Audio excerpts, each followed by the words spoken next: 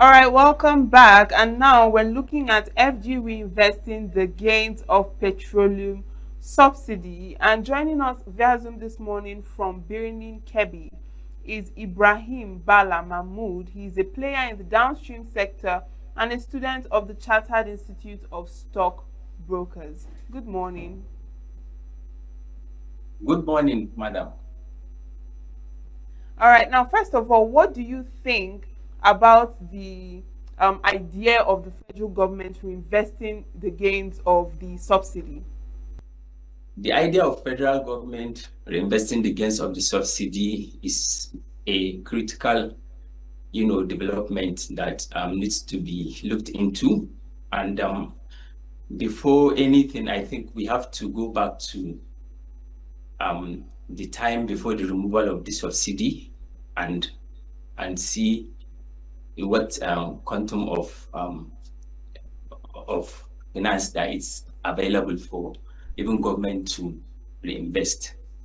I think before the removal of the subsidy, the pump price of petroleum and petrol was 185 naira per liter. And after the removal now in Birnin Kebbi, even yesterday, I bought petrol at 940 per liter. That is about 755 naira difference. So, before the subsidy that government was paying monthly was an average of 400 billion per month hitherto. When you prorate and per annum, it will give you about 4.8, let's say 5 trillion. So assuming that is the quantum of money that is available as the gains of subsidy removal, which I'm a full-fledged pro subsidy removal because government is carrying a huge burden on it by paying the subsidy, but it comes with its own widespread economic implication in the sense that it has made the prices of goods and services to skyrocket. Some of the things we buy for 200 in Nigeria today sell for 1,000 naira and what have you. But notwithstanding, I feel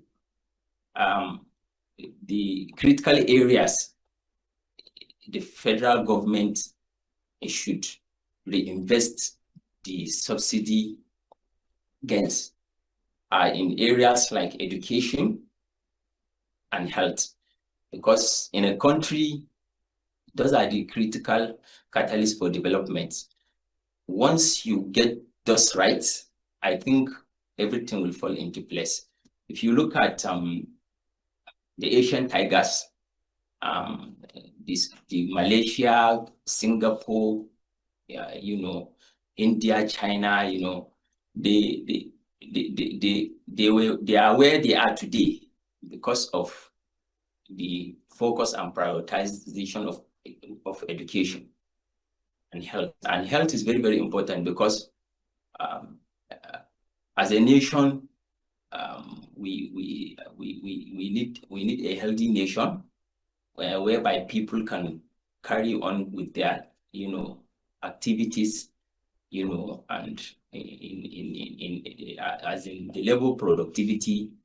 Once people are healthy, you see that as a result of the productivity of the nation. So basically, government has been trying in the areas of CNG vehicles and motorcycle that they have onboarded, which I've seen couples even here in Birnin Kebbi, going about, which is a good development. But I feel the government should focus more on electric vehicles and electric tricycles, which All is right, but more just hold on for affordable. a moment. Now you've Okay. mentioned the fuel your pro subsidy, and you've said that Yes. this revenue As or the poor whatever they subsidy get removal. from the gains from this subsidy should be put into sectors like education and health. But how And do you health. Yeah. think this would help or benefit these sectors when you already mentioned that because of this subsidy, prices of things are going up, price of transportation is going up. A lot of people who work in this sector cannot even afford to, commute themselves to work, not to talk of, taking care of other things that they need to take care of. So how do you think it would help these two sectors that you've mentioned? Oh, well, where it will help is in the sense that education should be, if possible, make free and compulsory up to, say, secondary, level. Maybe tertiary, that one, if you have the option of, going to tertiary. But right now, our universal basic education stops at just three. That is um, uh, just three, junior level, which is not a good one. If you really want to, because with education, people can get empowerment. People are enlightened and they don't necessarily have to depend on government work, on salary work. Most people will be freelancers. They could be self-employed. You know, right now, even what is even lacking is vocational education, because here in Nigeria today we have, let focus much on theoretical academic, education, and we have allowed vocational education to be relegated to the background. You know, I could remember while I was in secondary school, we have an intro tech club, where you see student of SS3, they produce chairs, tables, and what have you. Some are into mechanic, some are into, automobiles, yeah, mechanics, and some are into welding. This carried forward, believe you me, it will go a long way, because the government is overwhelmed, in the sense that when you look at um, the budget of 2023, the budget of 2023 was 21, trillion, and uh, the total revenue generated then was barely 7 billion. So you see the deficit is much. So government have to run helter skelter to resort to treasury bills, bonds, and what have you, to raise funds for the deficit. So, and I believe if people are, because what government, the approach government is doing now to cushion the effects of the harsh economic reality is the handout that they do to maybe more market women and what have you, and other conditional cash transfers, which is not a good one. I think um, uh, government should look at it holistically, so that the whole citizen of the country can benefit. And how do they do this? In an area, and in such a way that it will create a multiplier effect. When you look at we're barely 133 million population 2023, as officially, official figures. Okay, we compare that to places like China and India. When you go to India, you will find out that even even the rice, mama put rice you buy, it has what they call MPR, maximum retail price, MRP, maximum retail price. What it means is, Okay. Can you hear me? What it means is a kg of rice or a gram of rice, if it is 10 naira, you can never sell it above the 10 naira benchmark. So Go on, I can hear you. okay, if you want to buy a t-shirt, every store you go in India, for instance, you will see that it has MRP, that is maximum retail price.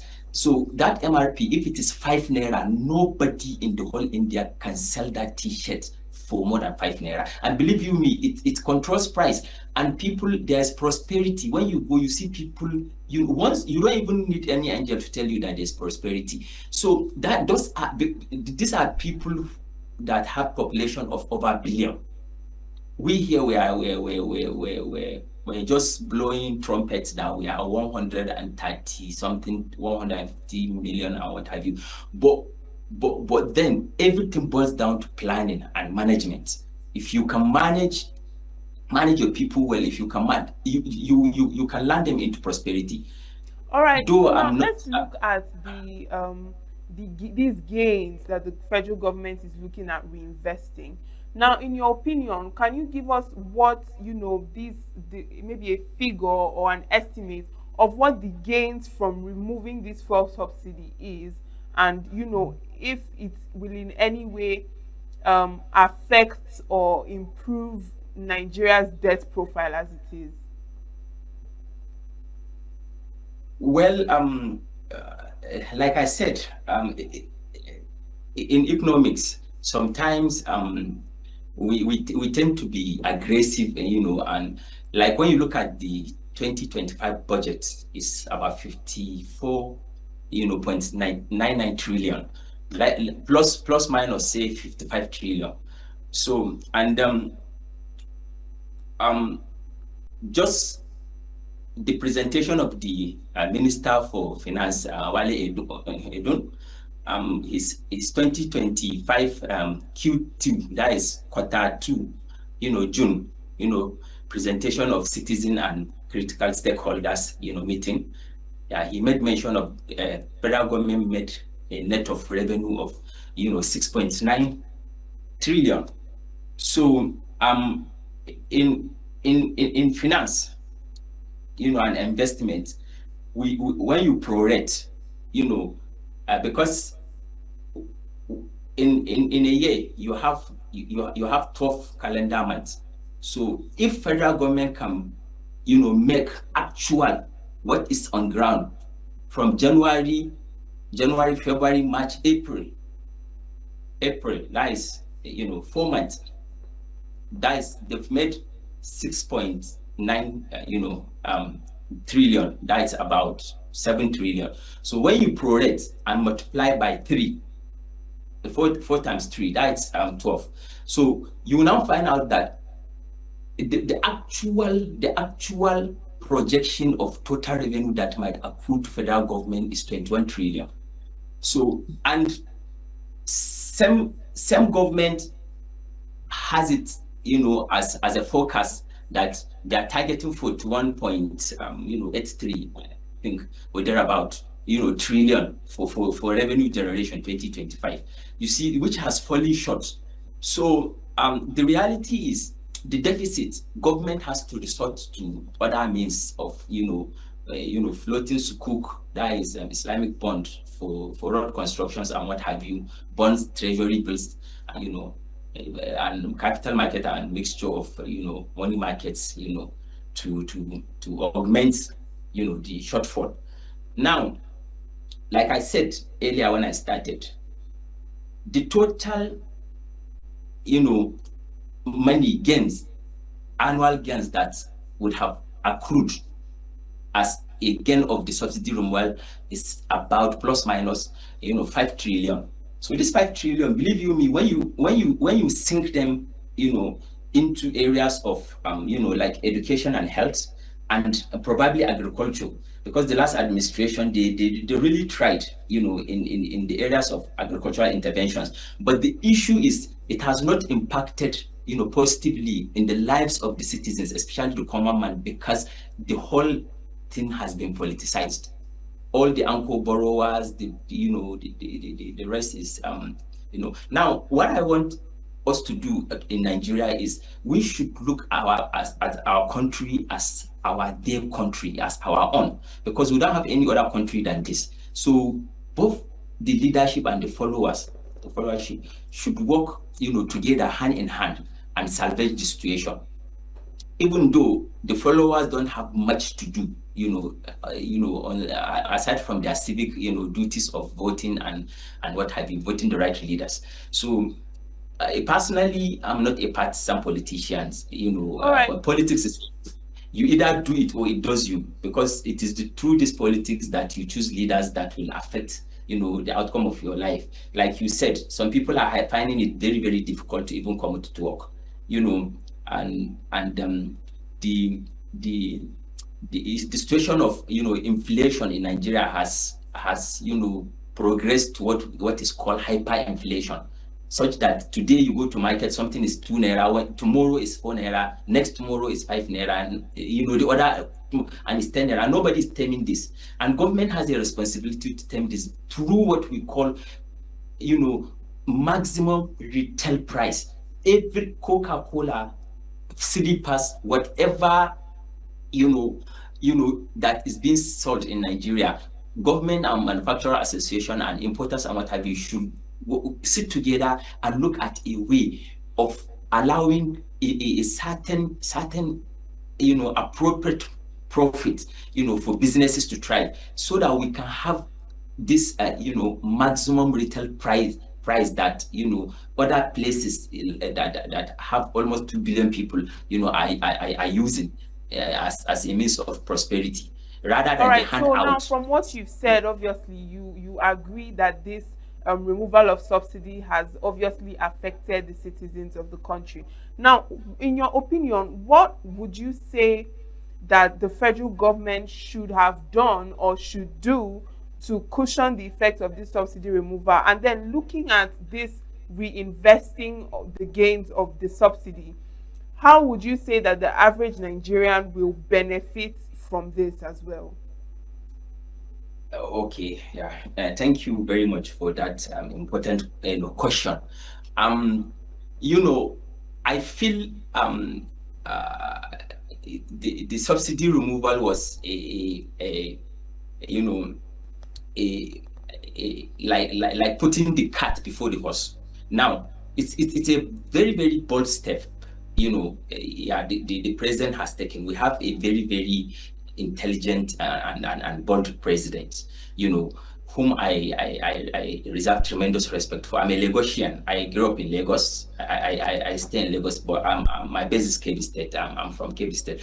But the issue is, and the issue is, when you want to take this kind of actions, you have to bring safety net and cushion the effects of the harsh outcome, like by investing in mass transit, affordable mass transit, like not the CNG type, the electricity type. If when we're in school, we taught power is the ability to do work. Now, if we don't have power, how do we work? We can't work without power. So definitely it is of critical, importance for government to fix electricity. Believe you me, once here in Birnikedi, once there's interruption in electricity, you see most housewives and what have you, they have fridges that they do ice block, sell pure water and what have you, welders. I have a welder, my neighbor, sometimes 2 3 days, 5 days, he doesn't come to work because there's no light and he can't afford generator. Now the issue is, the removal of the subsidy is a good one, but the fallout is for the government to have left Nigerians to themselves, just like what we call, in local parlance, or you on your own.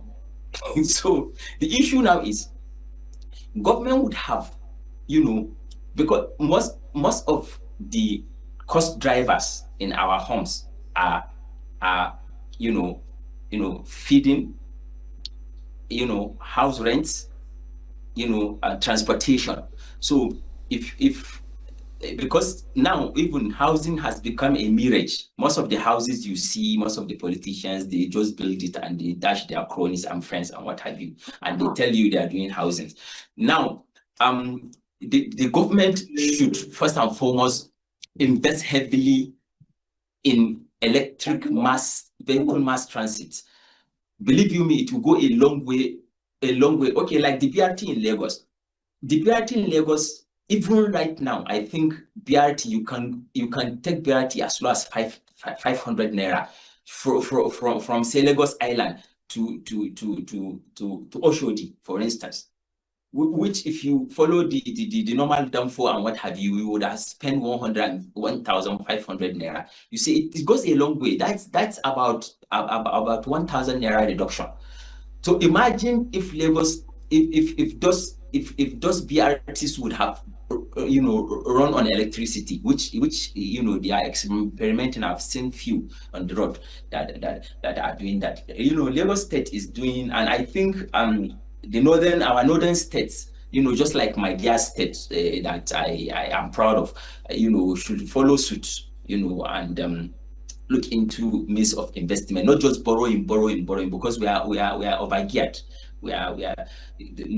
Both the federal government and you talk about debt. Our debt profile is, I think, according to a publication of the World Bank, 2025. They said Nigeria spent almost 78% of its total revenue to service debt. We are not talking about debt repayment. We're talking about servicing cost of debt. That's All interest, right. paying interest.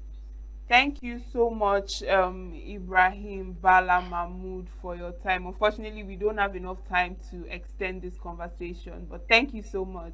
Yeah, it's a pleasure for having me. Yeah, it's a pleasure for having me. Thank you so much.